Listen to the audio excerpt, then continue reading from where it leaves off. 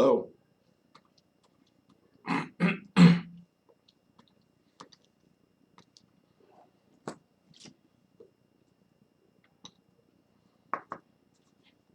I wanted to get this video out before the end of the year because I've been very remiss, very very poor about making videos this year.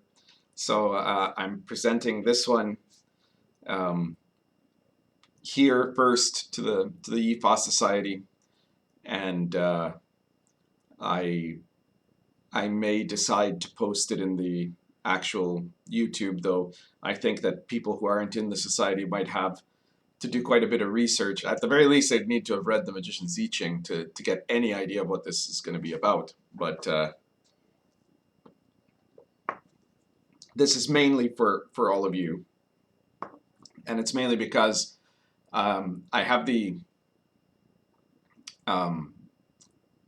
suspicion that there's some people in the doing the work of the society that haven't put a lot of consideration, in spite of us being called the Yea Society, into the significance of the conception of Yea as it's presented by Zhu Ji, and why this is important. So I wanted to give a talk about that. Okay, so to start with, you have to understand, if you remember the relevant sections in the Magician's I Ching, and if you're higher level, there's more talk about this in some of the level 2 and level 3 texts. Yea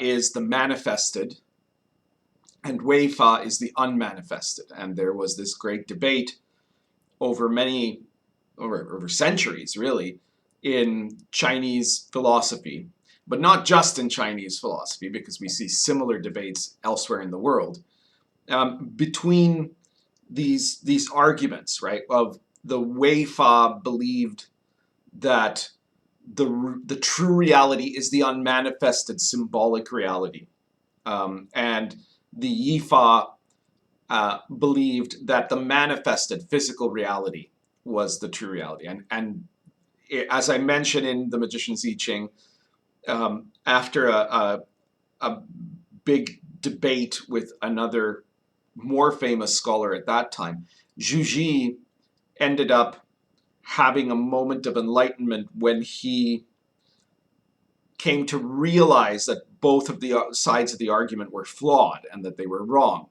and that in fact the Yea and the Wei are coexistence.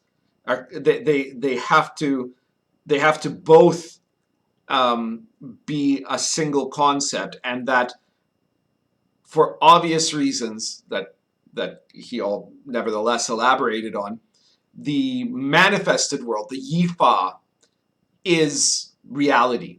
And everything that we think of as Wei is part of that reality and is just as real. And that's the very tricky part. So to talk about this in the context of what's significant. So this is an argument between the world of physical existence, of physical matter, and of conceptual ideas. And you could say it's the division between matter and what matters, because in a lot of cases, what you'll find is that the physical manifestation of a thing is in certain ways secondary to the abstract and symbolic concepts that make that thing important to us. So, you have a physical object, you have a pipe, right? And that pipe is a physical manifestation. It's matter, right? But its significance lies in a bunch of abstract ideas, right? It lies in the abstract concept of the sensual experience of smoking a pipe. Let's put it in a term that someone other than me will appreciate better, which is love. Okay, you have love obviously has a manifested and physical aspect to it, right? Whether you're talking about physical sex or even like the physical moments of infatuation. But it's very clear that for human beings, and this is one of the things that you could say differentiates us from most of the animals, love also has an abstract and conceptual aspect to it that is vastly more um, it vastly overreaches the physical aspects of love, right? The physical aspects of love, of hugging and kissing, of sex, of chemical attraction, um, is seems quite petty compared to the influence that love as a concept has had on our society and has had on all societies, all human societies, I mean, right? And that abstract concept of love includes a whole bunch of things that seem to have no relation with the actual manifested material parts of love. They include concepts that also then translate into other areas. So that the nature, for example, of self-sacrifice that you find in the abstract concept of love is something that has gone beyond just the concept of love, of doing this for the direct manifested love you have for people you actually know, for your mate or for your children or for your parents, or even for your friends, into these bigger ideas that developed about human compassion, right? And about the importance of the value of a human life, the ideas of um, the equal value of all human beings is conceptually evolved from the conceptual identity of, not the physical, but that rather the symbolic ideas we first had in the context of love. So this is the difference between the manifested and the unmanifested. The manifested in the before Zhu Ji redefined Yifa, what would have been understood was that the physical parts of love, that is the Yifa, that's the manifested. And the abstract and symbolic parts of love, that's the Weifa, that's the unmanifested. And you had people that were arguing that the manifest is the only part that's real. And you had other people arguing that, in fact, the unmanifest is the truly real thing, and everything else is either a degradation or an illusion. So, on the one hand, you had people who were basically denying everything that wasn't physical, objective, material reality. And they were a minority. And then on the other side, you had the people who were arguing that in some way our physical reality is a shadow or an imperfect reflection of a true reality that exists somewhere in some conceptual realm that is beyond matter and that is perfect. And of course, that's the appeal. And all through history, this is a very interesting detail, because this is basically, those 2 points of view are basically, on the one hand, the Weifa idea is the Gnostic point of view, which is, you see it in a lot of other areas. You see it in a lot of the schools of Buddhism, you see it in a lot of the schools of Taoism, where you have this notion that the physical world is actually fake, but the ideas in your head are real. And that's very interesting, right? And then on the other side, the strict materialist point of view, the Yifa, that's basically the positivist or atheist perspective. And all throughout history, the Gnostic part, the part that's saying these ideas that are in our head are the real thing and the physical world is the fake thing, have been vastly more supported. There have been vastly more people and more movements and more religions and more philosophies that have adopted that idea than the other idea, the idea that, anything abstract isn't real, and all that matters is our physical reality. The kind of the atheist perspective, the Richard Dawkins school, right? If you think about it, that seems very strange, right? Because I mean, physical reality is the thing we can touch, we can experience, we can hold objects, they're the product of our senses, and our concepts, our symbols only exist in our heads, and so you would think that that would be somehow a more easy model of the universe for us to get our heads around and think that that's real. But it is part of the proof of how important the symbolic language is the fact that atheists have always been a tiny, almost insignificant minority throughout most of human history. And even in our society today, most people that claim to be atheists really aren't. They sense an appeal to the rejection of religion, or an appeal to the rejection of the non-objective, but they still continue to actually hold beliefs in things. They just don't call it, they believe in the science rather than Buddha or Jesus, right? So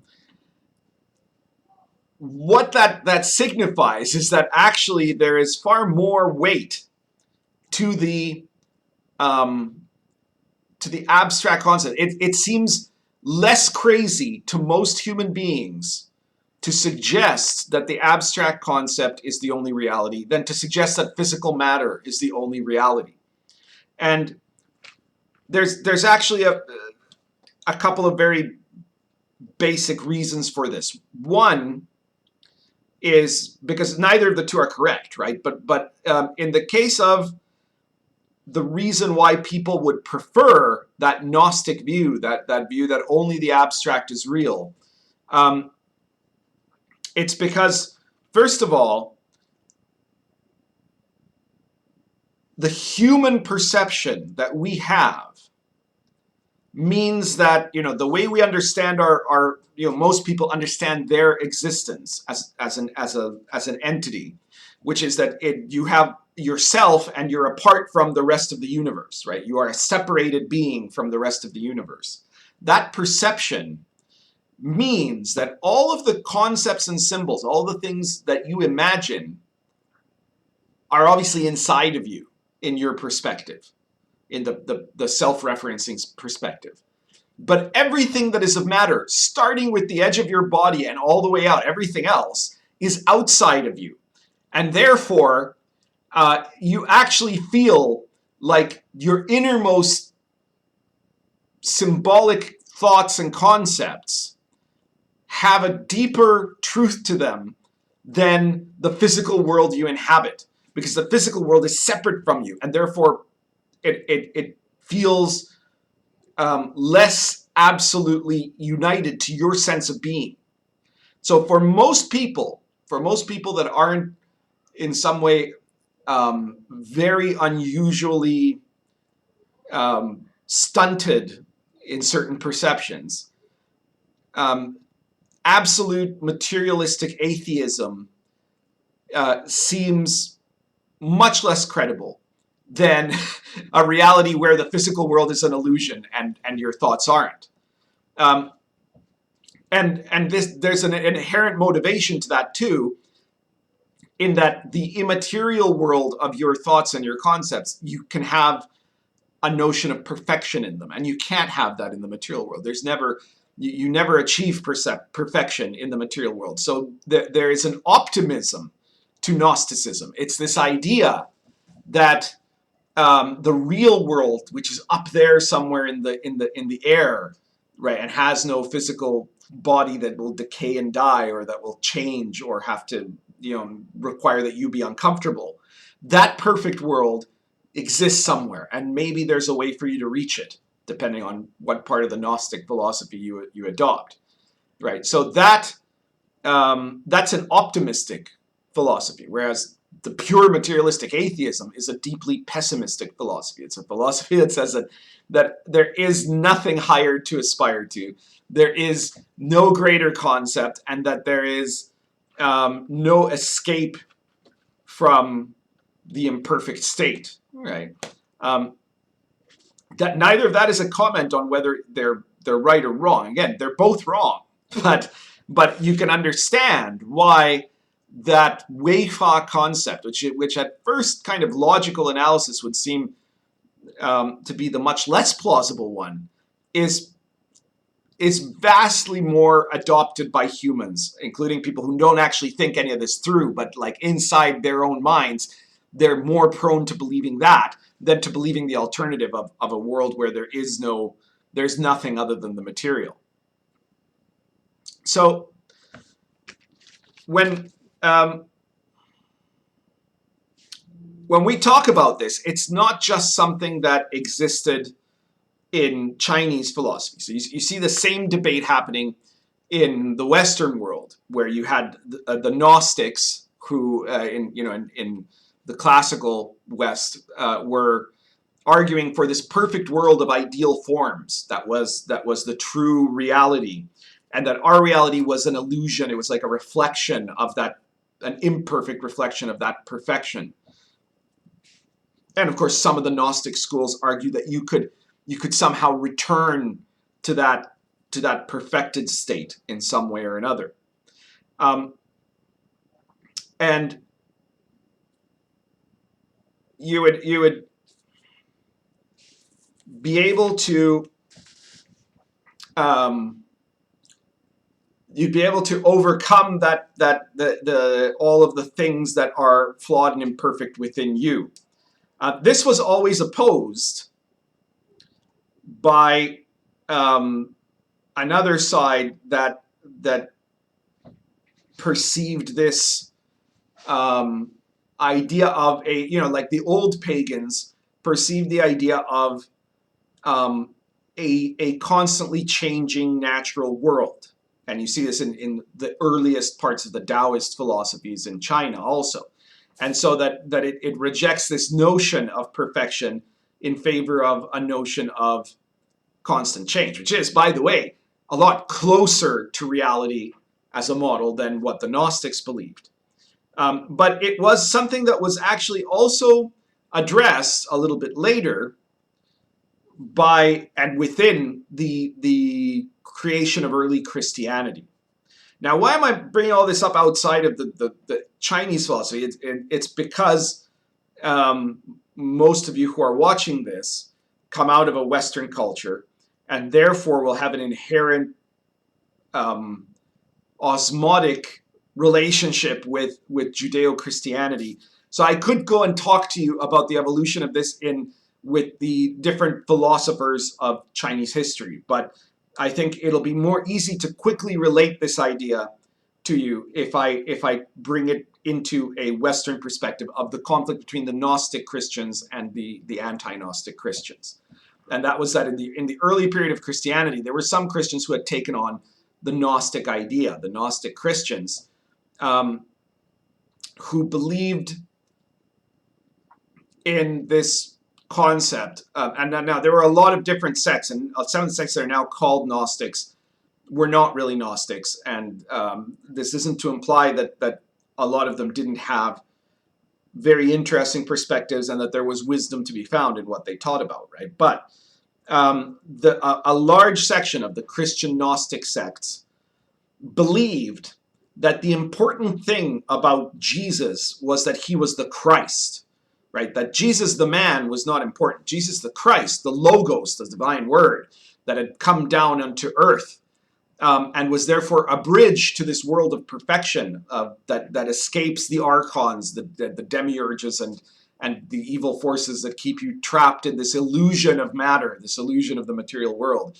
That the salvation that the Christ offered was the salvation of escaping the trap of your flawed and imperfect bodies, and for your souls to rise as pure white light into the heavens.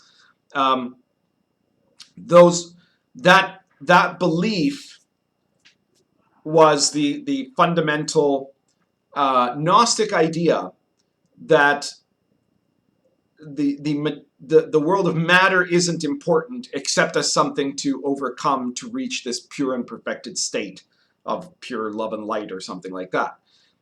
The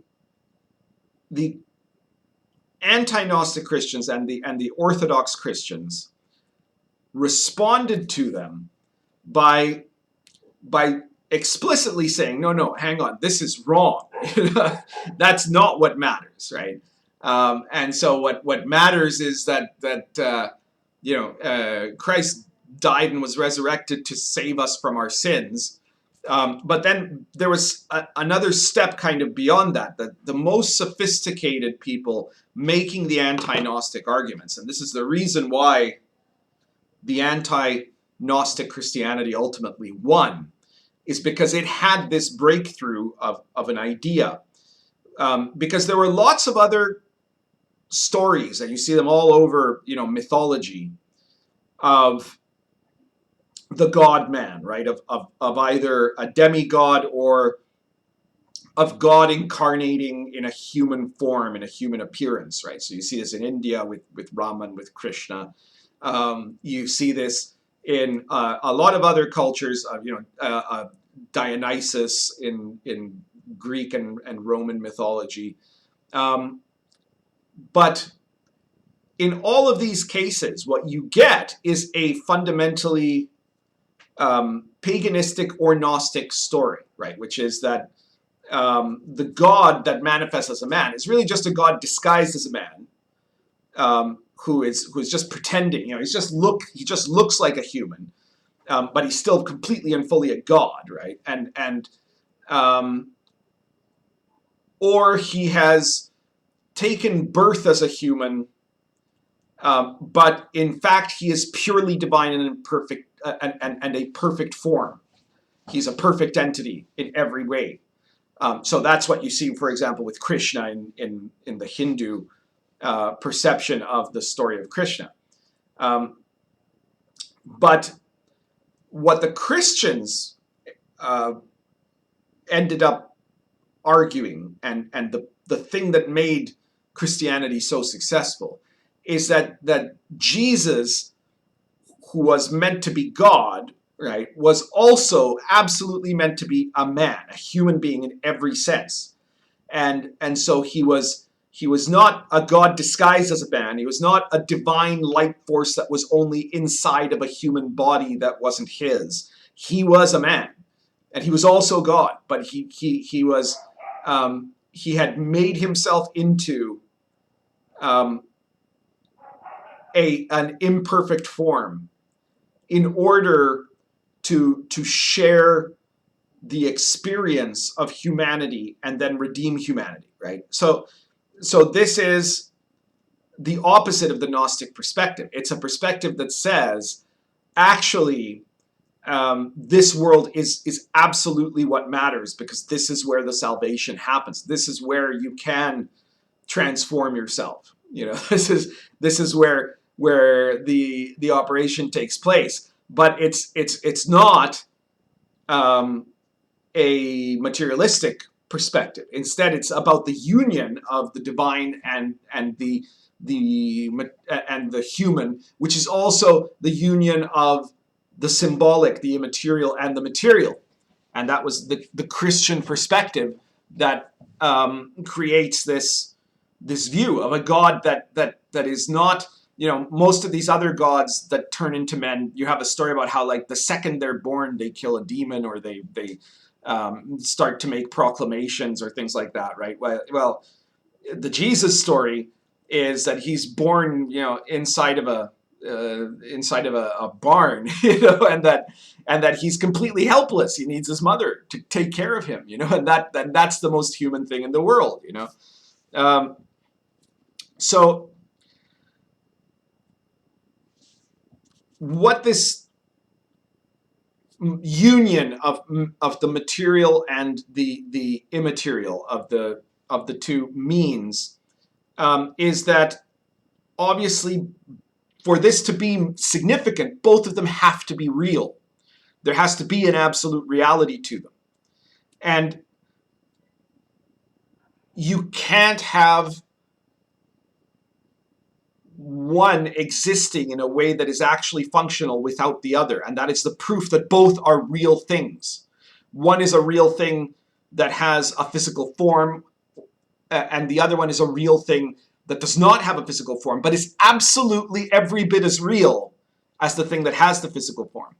And if we go back to the example I gave about love, you can see that there, because the physical form of love, if you erase all of the immaterial parts of it, all of the symbolic parts, right? If what you're left with is just, the physical acts of love, hugging, kissing, sex, and you could say the biochemical attraction of love, which is also has a physical aspect to it, but without any of those higher concepts, it's basically just an animal instinct, and it's something that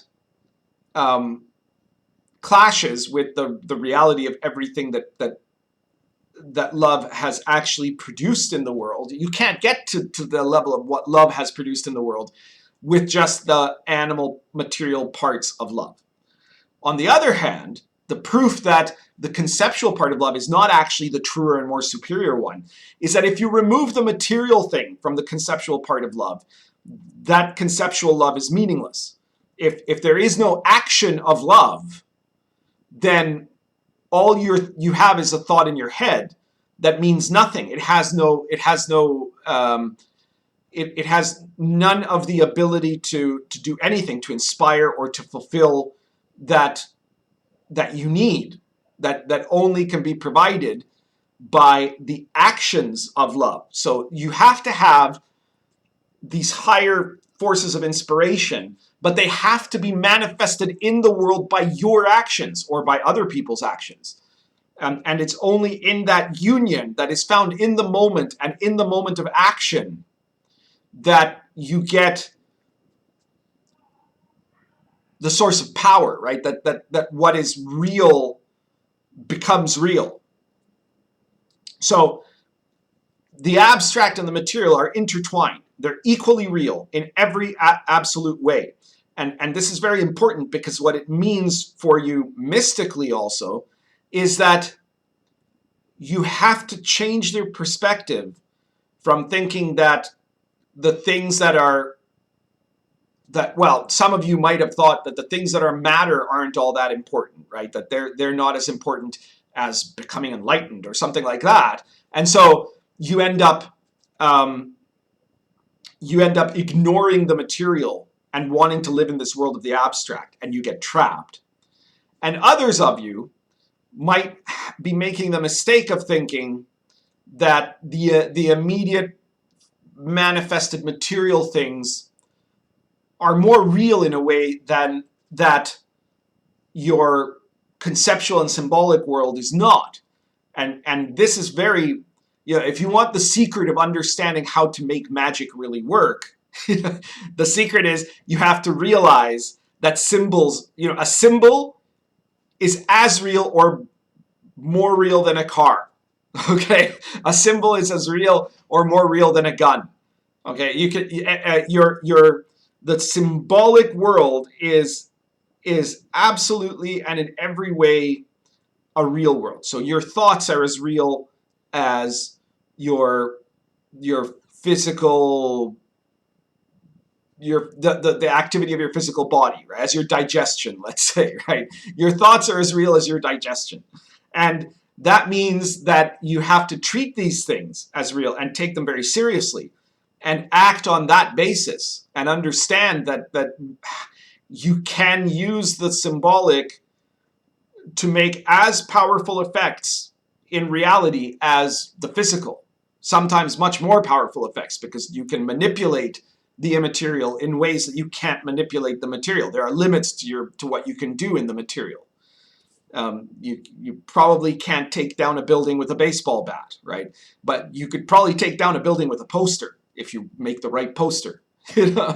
So this is not happening. The immaterial is not existing in some other perfect universe. It exists here. It has to exist here by definition, because here's the only place that it can matter.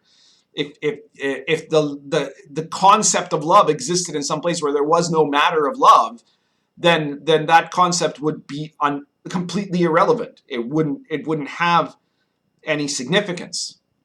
So this is the secret of Yi Fa as Zhu discovered it, which is that everything is Yi Fa. And the things we thought are Wei Fa do not exist above the Yi Fa or beyond the Yi Fa or more powerful than the... No, they exist inside the Yi Fa. The manifested world is all the world, and everything unmanifested is existing within it, not above it, not away from it. And of course, that means you also have to change your own self-referencing perspective, where you are not apart from the rest of the world. You exist in it. You are a conceptual machine that connects the material world to the world of symbol. And you are united completely to that world, to both of those worlds, which are just one world in reality. So this all really matters for your practice in ways that I hope that what I've just said helps you figure out why it's so important to understand in order to do well with your practice. But it also matters in the bigger sense of reality, because the kind of life that you want to have, if your perspective is either the old Yifa or the old Weifa perspective versus the Yifa society perspective, the Zhuji's Yifa, which of those three is your worldview will have a tremendous effect on your personal life. And beyond that, in our actions, we affect the future. That's a big part of the teaching of the Yifa society. And you need to think about what kind of society would be the better society to exist in, right? One where nothing material matters, one where nothing but the material matters, or one where we understand that it is that union of matter and symbol that make up the true reality and the true humanity, right? Do you want to live in a world where the perspective of human beings is these are just flesh creatures that are, there's light inside of them, but that's all they are, and so they're not really important? Or do you want to live in a world that says there's nothing higher than the material world, we're all just animals or robots or something like that, biological machines? Or do you want to live in a world where there is an understanding of the liminal space, and where we understand how these concepts have to be validated in the material world, and matter has to be the anchor of abstract concepts? Because without that, if you run your life or if you run your society on abstract concepts that are completely separate from the material world, you will fall into absolute disaster and degeneracy. And if you run your life or you run your society on the basis of a material world with no higher concepts, you'll fall into savagery or tyranny. So these are all things that we need to maintain our perspective of our own cultivation and also of how we apply our actions in the world. And that's everything for this video. In case I'm posting this in the YouTube channel, I will say that if you find this interesting, want to learn more about the Yifa Society, well, get in touch with me, and if you like, please subscribe to the channel and share the video wherever you would like to. Thank you very much.